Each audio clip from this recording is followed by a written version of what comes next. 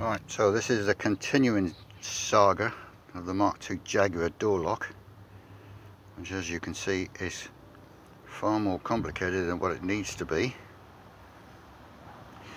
What's happening here is that button there won't go in and out because it's seized and dragging. I think the problem is this piece here, being old and pot metal, has changed shape and it's jamming that piece, which is the actual lock. So what I'm going to do is take it apart again, because you've got to take it apart to get it off. And I'm just going to ease the holes open a bit and just give it a bit of clearance and see what we can do.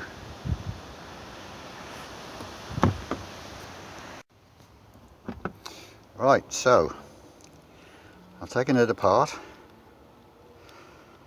I've eased that bit there, and I've eased that bit there, which is quite difficult to do with one hand. Hang on.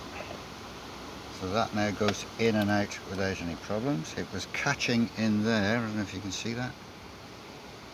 And I filed it a bit off. So what we call in the trade, professionally worn it out. And it's now working perfectly.